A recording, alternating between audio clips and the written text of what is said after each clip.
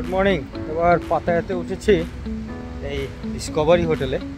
এটা আসলে একদম নর্থ পাতায়াতে, বাট সুবিধা হচ্ছে পাতায়াতে দুইটা ভালো শপিংয়ের জায়গা আছে। একটা হচ্ছে সেন্ট্রাল মারিনা, আর হচ্ছে গ্যালারি 21, টার্মিনাল 21। সো এই হোটেল থেকে বের হয়ে এই সাইডটাতে পড়ে গ্যালারি 21-এর রাস্তা, টার্মিনাল 21-এর রাস্তা। আর যদি আমি ওই সাইডে যাই তাহলে বিচ সাইডটা পড়বে। সো এটা ভালো একটা লোকেশন। এখন আমার গন্তব্য হচ্ছে সেন্ট্রাল মারিনা। ওই যে একটা গাড়ি চলে গেল, এটা লোকাল। এটাতে উঠে মোটামুটি যে কোনো দূরত্বে গেলে 10 পাত দিলে হয় 10 গজের একটা কয়েন। সো আমরা ওই যে সামনে সেন্ট্রাল মারিনা দেখতে পাচ্ছি, নট মোর দ্যান 1 কিলো।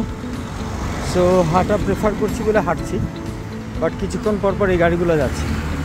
চাইলে এগুলোতে যাওয়া যেতে পারে, অথবা এরকম মোটরসাইকেল নিয়েও যাওয়া যেতে পারে।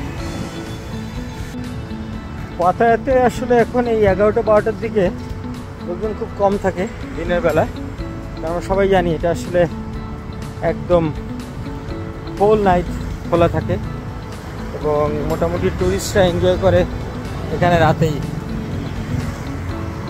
বাট একটা সুবিধা, যারা শপিং করে, যারা রাত্রে একটু আর্লি শুয়ে পড়বে, তারা চাইলে এই টাইমটাকে ইউটিলাইজ করতে পারে। এখানে হাঁটার জায়গা খুবই নাইস অ্যারেঞ্জমেন্ট।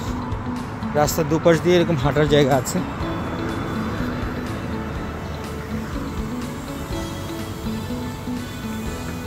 কেউ চাইলে এই স্কুটিগুলো ভাড়া করতে পারে।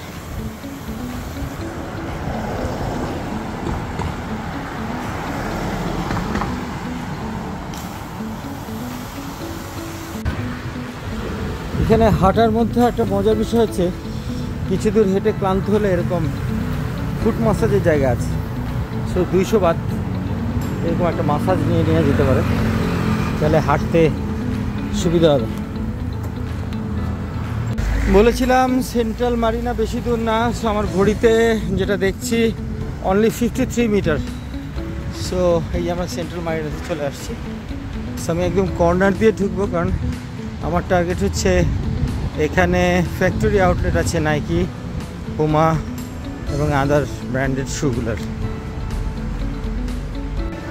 সো আমরা মারিনাতে চলে আসছি। হাঁটাহাঁটি একটু বেশি হলে এখানে মাসাজ নিয়ে যেতে পারে, যে একজন খুব রিল্যাক্স করে নিচ্ছেন। এই ফ্লোরটাতে, এটা ফার্স্ট ফ্লোর, এইখানে এই সাইডে পুমা আছে, এইখানে অ্যাডিডাস আছে এবং একদম লেফট কর্নারে নাইকি আছে। সরি, সোজাও নাইকি আছে একটা। এই মুহূর্তে আছি টার্মিনাল 21-এ।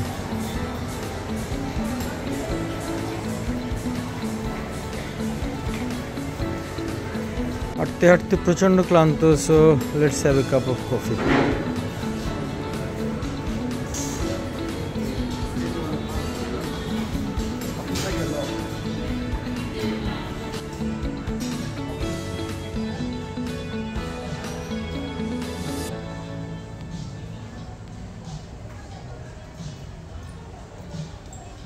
বাই দ্য টাইম আমার কফি চলে আসছে। Okay, let's enjoy the coffee. এই টার্মিনাল 21-এ একটা চমৎকার জিনিস চোখে পড়লো। এখানে এই যে দুজন বসে আছে, এরা এরকম ছোট ছোট স্টেশন করা আছে। কেউ যদি মোবাইল চার্জ দিতে চায় বা বসে বসে একটু বিশ্রাম নিতে চায়, তাহলে তারা পারবে আর কি। ওই সামনেও বসা আছে, এবার একদম এই সার্কেলটাতে বসা আছে।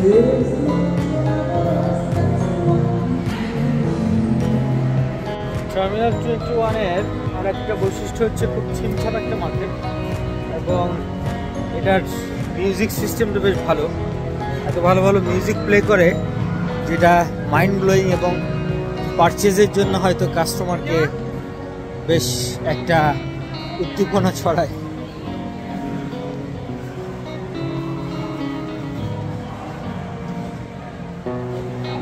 টার্মিনাল 21 থেকে নেমে আসলাম। এখন গন্তব্য হচ্ছে ডিক্যাথলন। সো এটাও একদম হাঁটা দূরত্ব।